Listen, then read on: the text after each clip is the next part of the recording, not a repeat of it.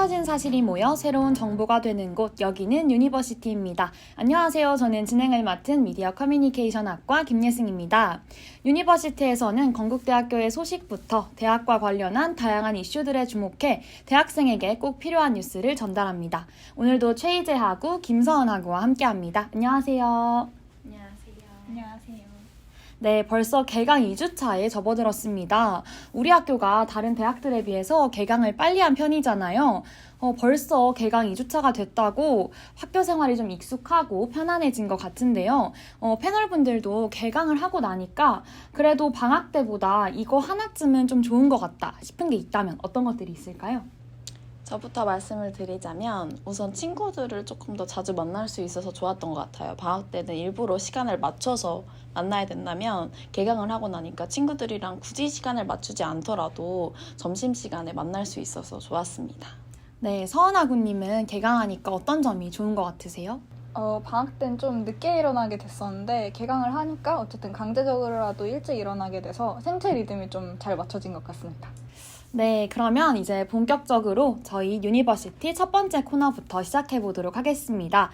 대학생의 시선으로 사회를 세심히 들여다보는 코너, 저널리즘 시간입니다. 오늘 주민해볼 주제는요, 먼저 지방대학 소멸에 대해 이야기 나눠보려고 합니다. 현재 대한민국은 지방소멸이라는 중대한 위기에 놓여 있습니다. 이로 인해 전국 지방의 대학에서도 불가피하게 많은 변화가 일어나고 있죠. 그래서 오늘은 김서은 하구가 지방대학 소멸에 대한 소식을 가지고 왔습니다. 서은 하구, 우선 현재를 기점으로 지방대학 소멸의 현황이 어떤지 궁금합니다. 네, 현황을 우선 학력 인구의 감소 추이로 말씀을 드릴 수 있겠는데요. 교육부와 통계청의 자료에 따르면 2000년대 초반에는 18세 학력 인구가 약 82만이고 대학 입학 정원은 60만 명이었지만 현재 2020년대 중반 같은 경우에는 학력 인구와 대학 입학 정원이 45만 명을 예상하고 있고 또 2040년대 같은 경우에는 26만 명으로 현저하게 줄어가는 추세를 볼 수 있습니다. 또 폐교 현황 같은 경우에 2000년 이후에 폐교된 학교가 전국에 20개의 학교인데 단 한 곳을 제외하고서는 모두 지방대학이고 강제 폐교가 14학교, 자진 폐교가 6곳입니다. 네, 전국의 다양한 대학에서 폐교가 이루어지고 있는 상황인데요.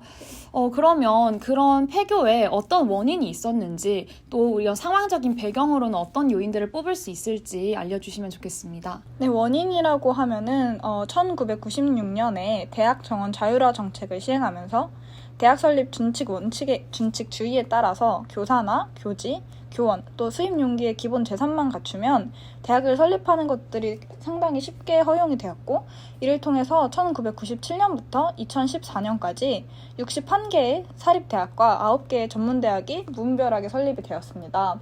이러한 점에서 많이 설립이 되었기 때문에 또 폐교 역시도 많이 이루어지고 있는 것 같습니다. 네, 서은 하구님의 말씀을 들어보면 지방대학 폐교 문제가 이전에 신중하게 진행되지 못했던 대학 정원 자율화 정책 때문에 그 여파라고도 볼 수 있다고 판단이 되는데요.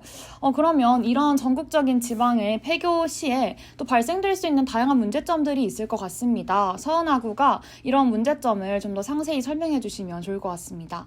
네, 우선 대학의 폐교는 대학생이나 교직원 등 모든 구성원들에게 영향을 받는데요. 지난 20년간 폐교대학의 교직원 1,400여 명이 체불임금이 850억 원에 이른다고 합니다. 또한 2018년까지 11개의 폐교학교에서 교원 763명, 직원 257명이 일자리를 잃었습니다. 또한 지방대학의 폐교는 학교만의 문제가 아니라 그 지방의 지역사회에도 영향을 미칩니다. 이에 따라서 지역의 경제나 산업 등 전반적인 생태계 붕괴를 이루고 지역사회의 슬럼화, 또한 대학 자녀 재산의 황폐화와 흉물화 등 지역 상권이 축소되고 해체됩니다. 네, 교육부에서도 이런 현재 상황을 해결하기 위해서 더 많은 노력을 하고 있지 않을까라는 생각이 들어요. 아무래도 지금 전국적으로 이제 지방에서 대학이 폐교되는 게 이슈가 되는 상황이다 보니까 나름 정부에서 노력을 하지 않을까라는 생각을 하는데 실제로 어떤 노력들이 있었는지 또 앞으로 이 문제를 해결해 나가기 위해서는 어떤 방안들이 필요할지 또 설명이 필요해 보입니다. 우선 노력으로는 2014년에 지방대학 및 지역균형인재 육성에 관한 법률을 설립을 하여서 지방대학의 육성을 위해서 약 5조억 원을 투입하였습니다.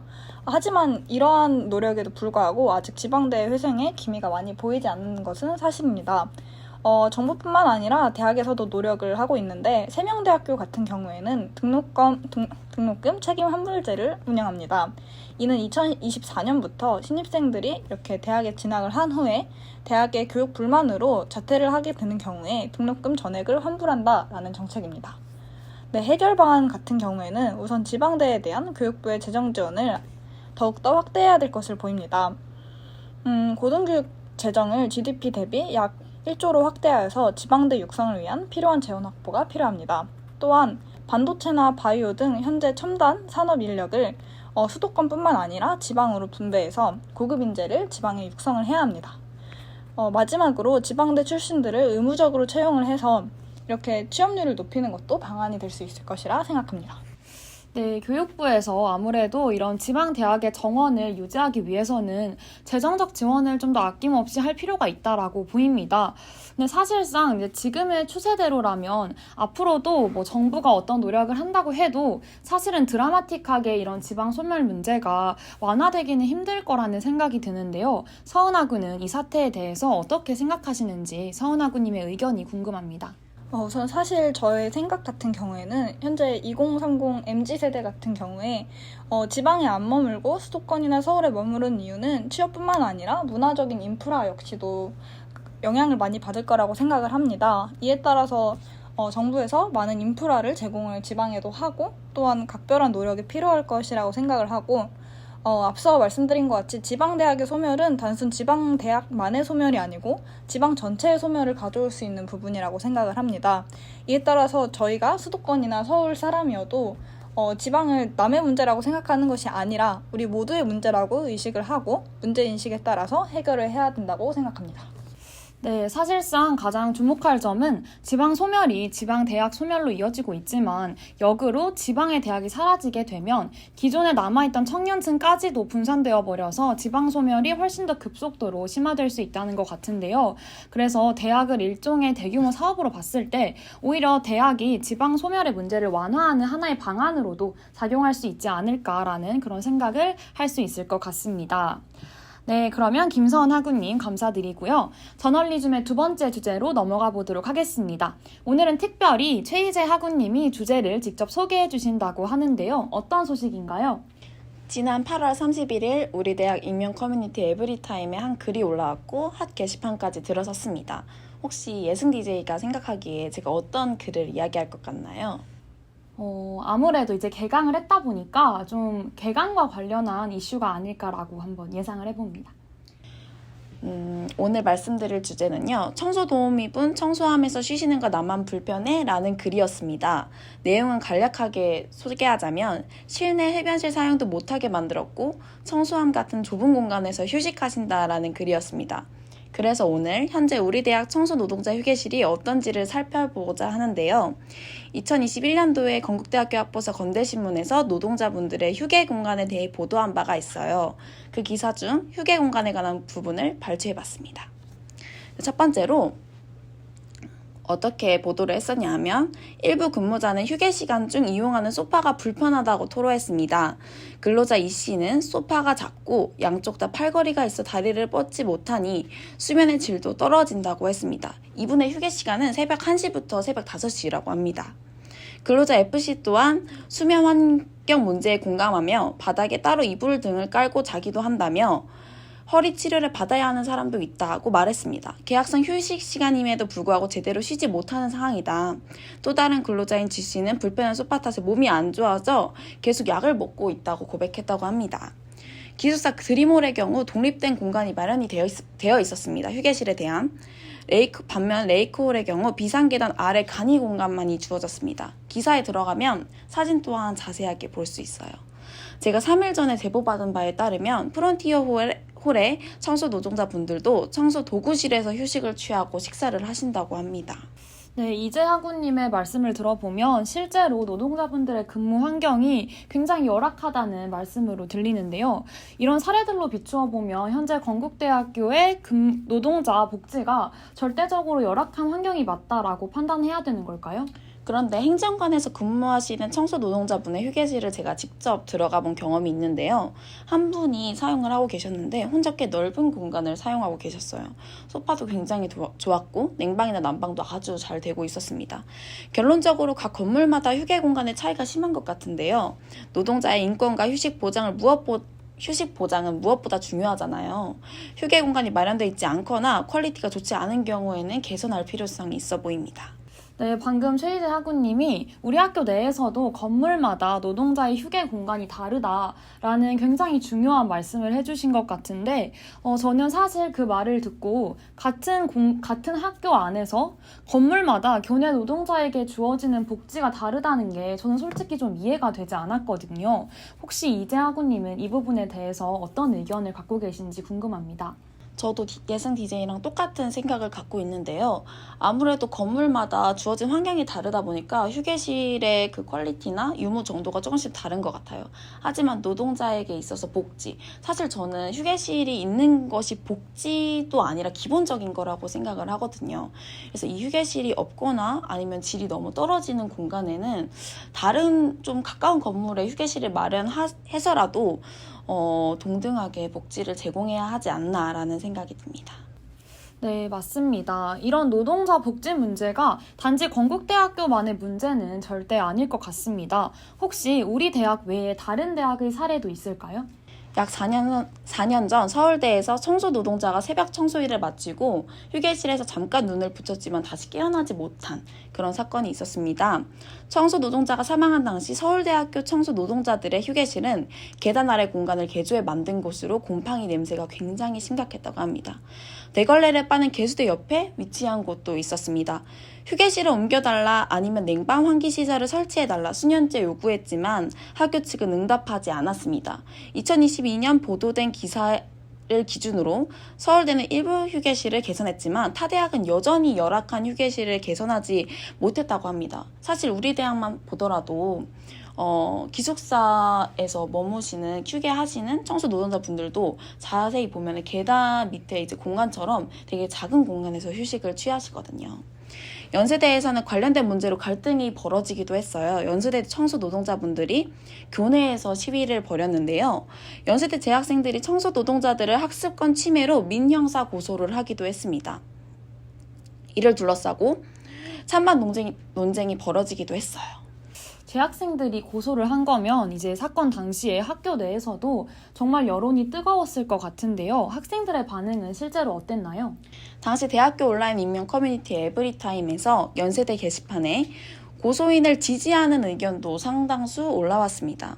한 이용자는 본인이 고소 당사자라고 밝히며 올린 글에서 고소에 이르게 된 계기는 시위 소음이 수업을 듣던 곳까지 들려서라며 학생들이 낸 등록금으로 먹고 사는 청소 노동자들의 노조 활동으로 인해서 왜 학생들의 공부가 방해받아야 하냐라고 주장했습니다.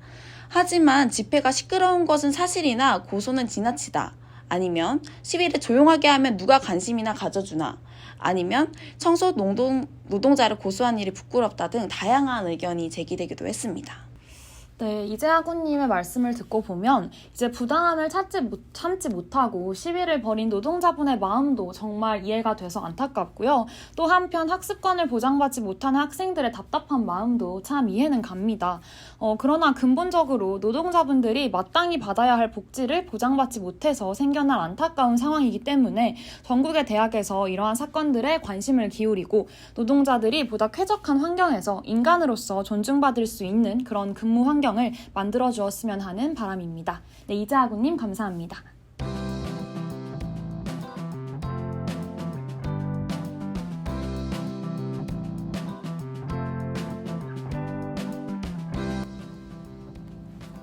요즘 대학생 뭐가 그렇게 고민이야? 혼자 하면 머리 아픈 고민들도 슬기롭게 공유하자. 슬기로운 건대생활 코너입니다. 오늘은 아마도 학우분들이 학기 중에 가장 흔하게 할 법한 고민을 갖고 왔는데요. 바로 공강시간 슬기롭게 보내는 법에 대해 이야기 나눠보겠습니다. 아무래도 대학생이라면 긴 하루의 일정 속에서 공강을 결코 피할 수가 없죠. 이재하구와 서은하구님은 이번 학기에 공강 시간이 좀 많은 편인가요? 저 같은 경우에는 원래는 공강 시간이 되게 없게 연강 많이 해서 짰는데 생각보다 갑자기 온라인으로 바뀐다든지 아니면 저번 주 같은 경우에 OT 때문에 일찍 끝나서 공강들이 조금씩 생겼던 것 같습니다. 네, 이재하구님은 이번 학기 시간표가 어떤가요? 저는 사실 공강은 크게 있는 것 같진 않고 좀 연강으로 저도 많이 잡아둔 것 같아요. 하지만 뭐 점심시간이나 조금씩 한 1시간 반에서 2시간씩은 공강 시간이 있는 것 같습니다.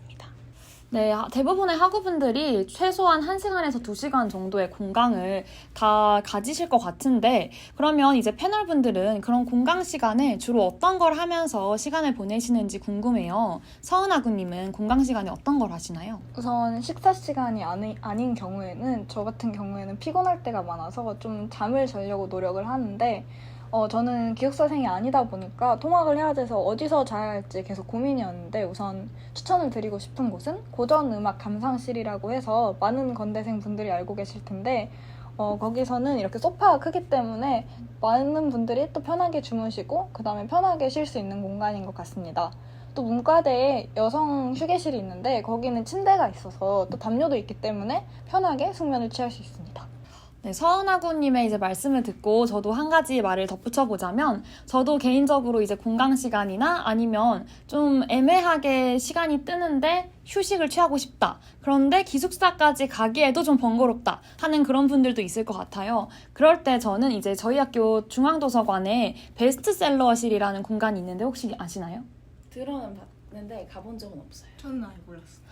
네. 이제 2층에 베스트셀러실이라는 공간이 있는데 거기가 베스트셀러들을 주로 모아놓고 이제 각종 소파들이 이렇게 쭉 진열이 되어 있어요. 실제로 거기 가보면 이제 주무시고 계시는 학우분들도 굉장히 많고 거기에 누워서 편하게 독서를 하시는 분들이 많거든요. 그래서 저는 학우분들이 이제 서은학우가 말씀해주신 그런 공간들 외에도 그런 도서관의 또 베스트셀러실을 활용하시는 것도 괜찮겠다라는 말씀 드리고 싶습니다. 그럼 이재하구님은 공강 시간에 주로 어떤 걸 하면서 시간을 보내시나요? 저는 크게 3가지가 있는 것 같은데요. 첫 번째는 근로를 합니다. 남는 시간에 근로 시간표를 짜서 근로를 하면서 뭔가 용돈을 벌 수도 있고요. 두 번째는 친구들이랑 미리 K큐브를 잡아놓고 들어가서 이야기를 하거나 아니면 각자 해야 할 일을 하는 것도 괜찮은 것 같더라고요. K큐브 안에서는 자유롭게 이야기를 할 수도 있으니까 친구들이랑 그동안 하지 못했던 얘기들도 하면서 즐겁게 시간을 보냈던 것 같아요. 마지막으로는 저희 학교 근처에 PT나 필라테스를 할 수 있는 공간이 많잖아요. 학원 같은 게 많으니까 전 필라테스를 끊어가지고 사실 수업을 50분밖에 안 하니까 공강 시간에 갔다 오기도 좀 편한 것 같아요. 중문에도 많이 있고 정문에도 많이 있어서 갔다 오면 좋은 것 같습니다. 네, 이재하구님이 말씀해주신 그 3가지의 내용이 학우분들도 되게 공감을 하시면서 유익한 그런 팁이 될 것 같은데요. 근데 아무래도 우리가 이렇게 어떻게 하면 시간을 생산적으로 보낼 수 있는지를 사실 저는 아예 몰라서 이 공강 시간을 허투루 보내는 건 아니라고 생각을 하거든요. 마음만큼은 그 시간을 알차게 사용하고 싶지만 사실 그렇게 마음 먹기가 쉽지가 않잖아요. 그래서 저 같은 경우에도 늘 공강 시간에 책을 읽어야지 아니면 공강 시간에 좀 단기간에 해치울 수 있는 그런 과제들을 해야지 이런 생각들을 하면서도 막상 공강이 되면 그냥 폰을 하면서 시간을 보내기에 바쁘고 친구들이랑 얘기 좀 하다 보면 또 다음 시간이 찾아오고 이렇게 되더라고요. 실제로 이런 고민을 갖고 있는 학우분들도 많으실 것 같은데, 그러면 우리 패널분들은 내가 공강 시간에 이렇게 해봤는데 이건 개인적으로 좀 너무 시간을 버리는 느낌이었다 라는 경험이 있다면 어떤 게 있을까요? 시간을 버리는 것 같은 느낌. 그럼 서은하구님의 의견을 먼저 한번 들어볼까요?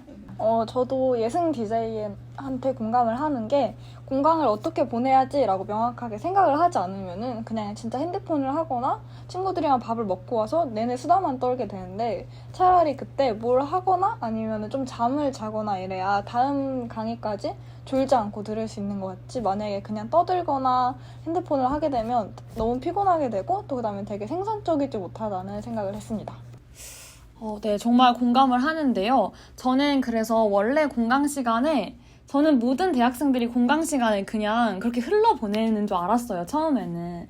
원래 그냥 어쩔 수 없는 시간이고 애매하게 남는 시간이다 보니까 다음 수업을 준비하는 시간 정도로만 생각을 했었는데 저도 제가 저희 학교 도서관을 많이 활용하기 시작하면서 날씨가 더울 때도 그냥 도서관을 가면 시원하고 날씨가 추울 때는 도서관을 가면 따뜻하니까 일단 도서관을 가게 되더라고요. 거기에 가면 앉아서 책도 구경 좀 하고 굳이 책을 읽지 않더라도 그 쾌적한 공간에서 뭔가를 한다는 것 자체가 저는 개인적으로 시간을 버린다기보다는 내가 그래도 이 시간을 어떻게 활용을 하고 있다라는 기분을 받을 수 있었던 것 같아요. 이재하구님은 혹시 덧붙여 주실 의견이 있으실까요? 저도 완전 이야기를 들으면서 동감했던 게 공강 시간에 무엇을 해야지? 라고 생각을 안 하면 저도 그냥 친구들이랑 청신대에 좀 날씨 좋으면 앉아있다가 시간을 보낸다거나 이렇게 하다 보면 진짜 2시간도 훅훅 가더라고요. 그래서 공강 시간에 무엇을 할지 미리 생각을 해두는 게 좋을 것 같습니다. 네, 그러면 이제 마지막으로 이제 시간표를 짤 때 공강과 관련해서 또 다양한 팁을 드릴 수 있을 것 같아요. 그러면 이재하구님이 먼저 저희 중에 가장 선배님으로서 시간표를 짤 때 이런 식으로 수업을 나열하는 게 조금 더 효율적이더라 라는 팁이 좀 있을까요? 뭔가 팁이라기보다는 제가 지금까지 경험해 본 결과 너무 연속으로 강의를 들어도 힘들고 그렇다고 너무 떨어져 있어도 힘들더라고요. 그래서 저는 아무리 듣고 싶은 수업이 있더라도 제가 너무 힘들 것 같으면은 살짝 포기하는 편입니다. 포기하고 다른 수업을 잡고 적절하게 점심시간은 비워두고 이런 식으로 조정을 하는 편인 것 같아요. 제가 옛날에 시간표를 짤 때 진짜 완전 연강으로 최대한 수업을 듣지 않는 날을 많이 만들어야겠다. 공강인 날을 많이 만들어야겠다 해서 막 연강으로 잡았는데 점심시간도 없고 막 하루에 계속 연달아서 8시간씩 수업 듣고 하니까 너무 힘들어서 나중에 마지막 수업은 거의 수업을 듣는 건지 딴짓을 하는 건지 모르겠더라고요. 그래서 뭔가 시간표를 짤 때 적절히 배치를 하는 게 좋지 않을까 생각합니다. 이재하구님이 말씀해 주신 게 약간 지금의 저한테 하는 말로 들렸어요. 왜냐면 제가 이번 학기를 저도 이재하구님이랑 비슷한 생각으로 애매하게 띄엄띄엄 두는 게 저는 마음이 불편한 것 같아서 연속으로 수업을 쭈루룩 잡아버렸거든요. 그래서 제가 지금 실제로 밥 먹는 시간을 찾는 게 너무 애매해서 어제 같은 경우에도 제가 7시간 정도 연강이었어서 점심을 먹을 시간이 아예 없더라고요. 그래서 저는 어제 7시에 일어나서 아침을 챙겨 먹고 수업을 들었거든요. 근데 그렇게 하니까 그러고 다음 끼니를 먹기에도 시간이 너무 애매하고 또 아침에 일찍 일어나는 것도 저한테는 되게 부담이 되더라고요. 그래서 이재하구님의 말씀이 모든 학우분들에게도 또 공감이 되는 유익한 팁이었을 거라고 생각합니다. 그럼 혹시 서은아구님은 시간표를 짤 때 공강과 관련해서 어떤 팁을 드릴 수 있을까요? 우선 저도 간단하게 덧붙이자면 너무 공감을 하는 게 저도 이번 시간표가 살짝 그래서 정말 수업을 들을 때 배고프다는 생각밖에 안 들어서 집중이 잘 안 되게 되는 그런 것들이 있더라고요. 그리고 또 공강 관련 팁 같은 경우에는 강의 계획서를 한번 보시는 걸 추천하는 게 저는 몰랐는데 비러닝이었던 수업이어서 갑자기 중간에 공강이 생겼더라고요. 그래서 이런 것들을 좀 확인을 그 시간표를 짜기 전에 하시면은 당황스러운 부분들이 없지 않을까라고 생각을 합니다. 네, 이재하구님과 서은아구님의 꿀팁 감사드리고요. 학우분들도 이런 꿀팁 잘 듣고 메모하시고 다음 시간표를 짤 때 꼭 참고하셨으면 좋을 것 같습니다. 그럼 저희는 다음 주에도 더 유익한 소식으로 찾아오겠습니다. 지금까지 유니버시티였습니다. 감사합니다.